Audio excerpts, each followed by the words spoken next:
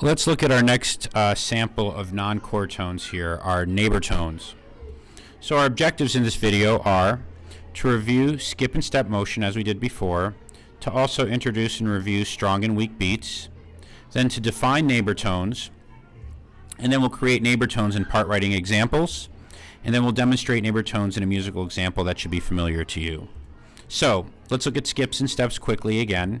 A step, as you remember, are two notes right next to each other. So on the left we have a step up, no notes in between, and then on the right we have a step down.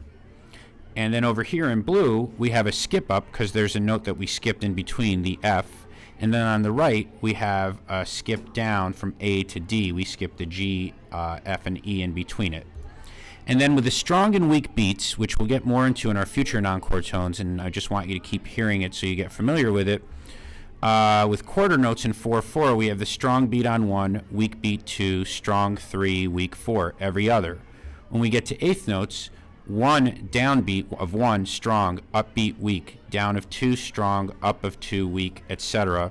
Then with sixteenths, we have strong, weak, so we have the 1 and the and are strong, the E and the are weak. And we return to the eighth notes in example C. The down is strong, the weak is up. So let's look at our Nieghbor tones and let's define them. So we have an example here. Nieghbor tones are non-chord tones, as we know. And a Nieghbor tone is a non-chord tone approached by step that returns by step to the original note. So we have a C chord here in both measures, C, E, G, C, E, G. So you notice here are chord tones, C, E, and G. And there's your C, there's your E, and there's your G. Now, if you look right here, we have that A. There it is. That is not in the C chord. That is a non-chord tone. So if we look by our definition, this non-chord tone is approached by step. So we went a step up, and then we return by step in the opposite direction. So we return to the G again. So that's an upper Nieghbor, is more specifically what it's called. Let's look at a few examples here. In this example, we have part writing from a 5 to a 1 chord, as we did in our passing tones video. If you want more explanation about why the notes are 5 and 1, please go back and watch the passing tones video so I can move along here. In my part writing, I needed to see I'm returning to the same note. So see, in the soprano, I have D and E. I can't return back to the D. I can't put a Nieghbor tone there. In the alto, however, I have G and G, so I can put a Nieghbor there because I will return to the G.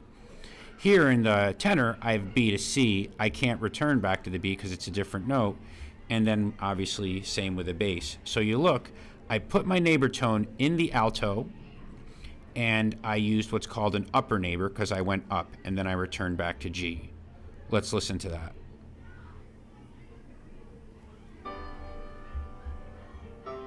Example 1 on the left. And there was your upper Nieghbor. Let's look at another example. Now in this case, same part writing, 5 to 1. I use the same voice because it's the only place I can put a Nieghbor tone. But if you look this time, I went down. This is called a lower Nieghbor. Let's give it a listen. 5, 1.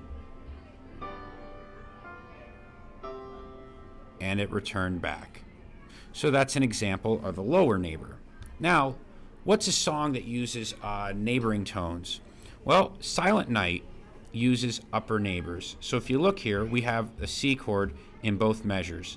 C, E, and G, and here's the G here. And right there, that note, that A, is the non-chord tone, which turns into the upper Nieghbor. And in the second measure, we have C, E is here this time, and an E up here, and they put the upper Nieghbor, which is an F, and it returns back to E. This upper Nieghbor is in the lower voice. So let's listen to that. Nieghbor. Nieghbor. One more time.